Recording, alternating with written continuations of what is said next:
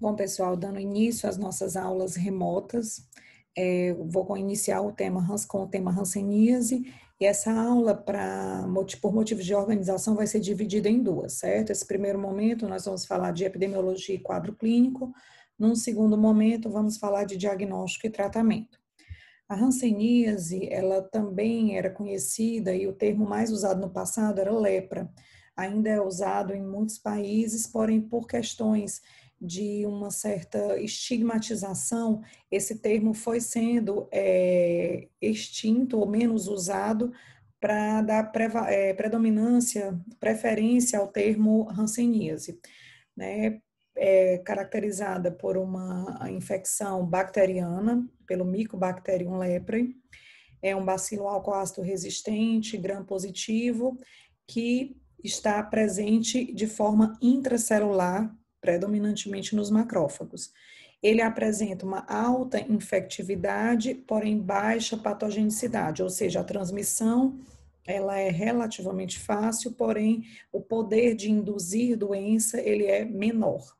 E a infecção, ela é granulomatosa, caracterizada pela formação do granuloma. E no caso aqui, os granulomas, eles vão ser predominantemente na pele e ao redor de nervos. Na pele, eles vão estar presentes de forma perianexial, de forma predominante, acometendo, então, como eu já falei, pele e nervos. Ela é uma doença que, apesar de ter tido uma queda em número absoluto de casos, se a gente observar, né, a prevalência da doença em 1998 caiu drasticamente para 2006, porém isso também foi às custas de uma mudança na denominação de caso pela Organização Mundial de Saúde. Porém, a incidência, ela continua estável, principalmente em países onde existe uma alta prevalência. E o Brasil, em números absolutos, fica atrás somente da Índia, né? Então, o país com o segundo maior número de casos. A distribuição no Brasil, ela acontece também de forma desigual. Podemos observar que as regiões norte, nordeste e centro-oeste acumulam a grande maioria dos casos. Nessa tabela é, inclusive, mais fácil visualizar essa diferença na prevalência.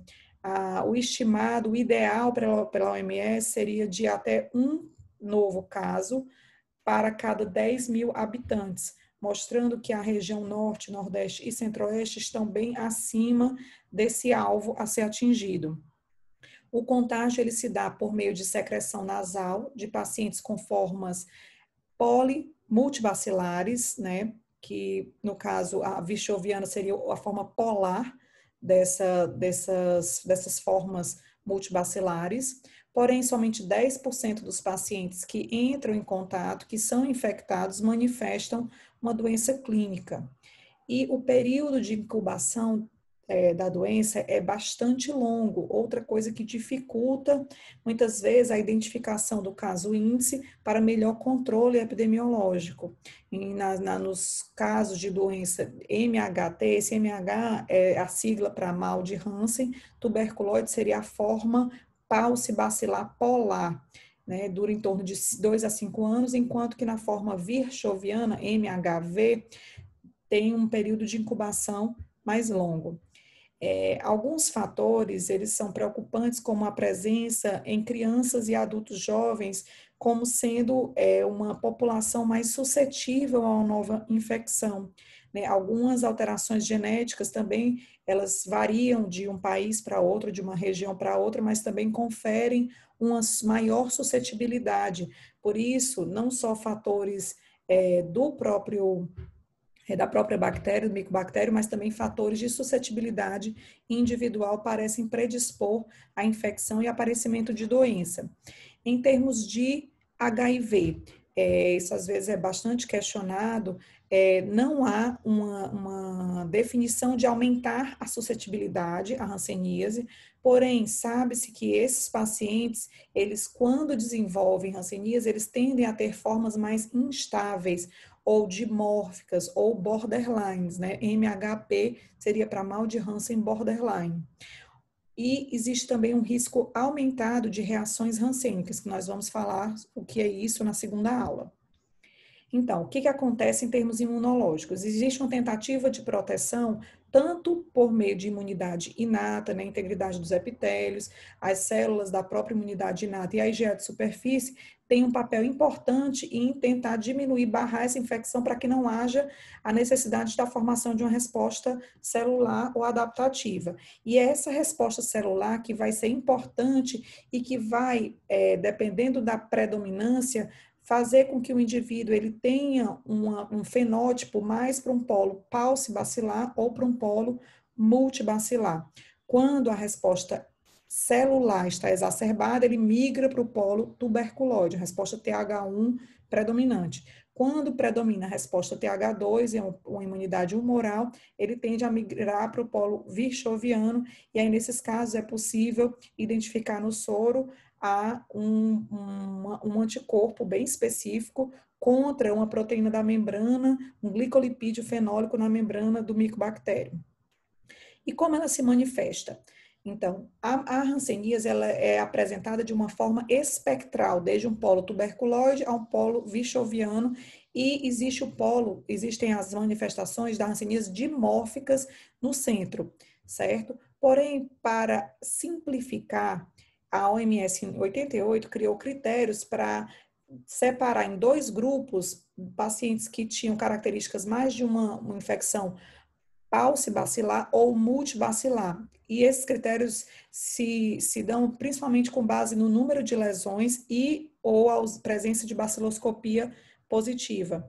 De forma que a identificação no espectro mais central, que muitas vezes era confuso entre investigadores, ela não é necessária mais. Então, pacientes que têm até 5 lesões cutâneas, baciloscopia negativa, são considerados com doença paucibacilar. Pacientes que têm mais de 5 lesões cutâneas e ou baciloscopia positiva são todos considerados como tendo doença multibacilar, ok?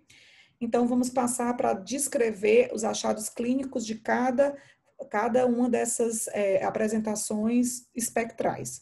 A forma indeterminada, que seria uma forma de transição, que não é sempre descrita em todos os pacientes, ela se apresenta como uma mancha hipocrômica, certo? Que pode ter as bordas um pouco menos regulares, né? Como a gente pode observar nessa parte superior da foto da esquerda. Essa mancha mais escura no centro é só o local da biópsia prévia, e ela pode já ter uma diminuição de sensibilidade, principalmente térmica, mas ela não está presente, não é necessária para que o diagnóstico seja dado. Muitas vezes, quando a lesão se apresenta dessa forma, é necessária uma biópsia para diferenciar de outras causas de lesões hipocrômicas, como, por exemplo, uma ptiríase alba, ptiríase versicolo, vitiligo, principalmente em pessoas de pele mais clara, em que às vezes a diferenciação de uma lesão acrômica para hipocrômica fica um pouco mais difícil. Na forma tuberculoide, já mais fácil identificar uma borda bem delimitada. Muitas vezes a lesão pode evoluir com uma melhora ou um clareamento central, como podemos observar nesse caso. A lesão pode ser um pouco mais infiltrada, e aqui quase que invariavelmente já vai haver diminuição da sensibilidade térmica. Aqui mostrando outras lesões de hanseníase tuberculoide, chamo a atenção para essa lesão na face, que tem um aspecto hipocrômico, tem uma hipocromia na parte mais inferior, e já evoluindo com a borda eritematosa um pouco mais infiltrada, tuberosa na parte superior. Né, e a realização da biópsia foi exatamente nessa borda. A foto da esquerda mostrando que existe um ressecamento sobre a lesão. E eu chamo a atenção aqui para dizer que, porque existe uma maior formação dos granulomas ao redor de anexos, muitas vezes a lesão pode perder a produção de secreção sudorípara e pelos, o que às vezes configura essa lesão ter um aspecto assim, um pouco mais ressecado. Aqui mostrando duas lesões pequenas em face, com essa borda um pouco mais tuberosa, também mais papulosa, e aqui o teste da sensibilidade térmica ele vai ser fundamental para diferenciar de outras dermatoses que podem se apresentar dessa forma, inclusive uma dermatite seborreica. certo? A forma borderline, ela também vai ter um espectro dentro dessa forma, né? Ou forma dimorfa. Se puxando mais para o lado do polo tuberculoide, temos a forma borderline tuberculoide, a borderline pura, ou borderline, a borderline virchoviana. E aí vai haver uma variação no número e na distribuição dessas lesões que eu vou mostrar num esquema posteriormente. Eu chamo a atenção para essa foto da direita para mostrar que existe uma maior delimitação na borda interna dessa placa, com uma borda externa um pouco menos nítida. E isso é uma coisa que é típica da hanseníase borderline. Aqui, de novo, na foto da direita, no antebraço, é possível ver que na parte central existe uma melhor delimitação dessa borda. Ela pode, como eu falei, se manifestar com um número variável de lesões e lesões também com a distribuição distinta, certo? Poucas ou muitas lesões, dependendo de para qual polo ela está mais próxima, mas isso não é mais importante para fins de tratamento. Hoje em dia a gente divide pelo número de lesões, como eu já mencionei, certo? E a forma virchoviana, que seria aquele polo de doença com uma pobre resposta celular. Aqui já a formação do granuloma não acontece de forma tão precisa e a doença tende a se manifestar de forma mais difusa, com esse infiltrado difuso da pele, perda do aparecimento dos sulcos.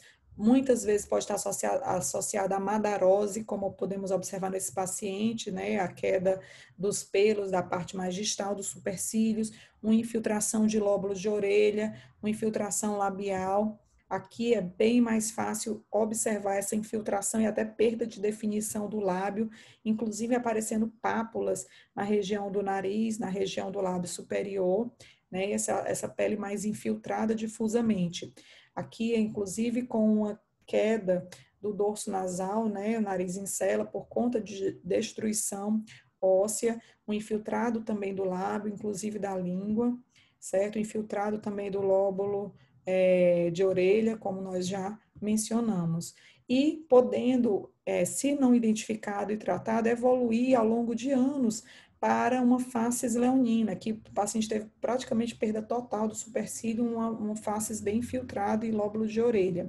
Tá? O comprometimento neural ele pode acontecer e ele vai acontecer de forma simétrica ou assimétrica e a localização também variam com as formas de hanseníase, com o aspecto espectral da doença cutânea, podendo levar inclusive a sequelas, dependendo do nervo acometido, como podemos observar, certo? Essas sequelas podem ser decorrentes de queimaduras, de traumas, em que o paciente não consegue perceber, né, pela diminuição da sensibilidade e mutilação mesmo dos membros.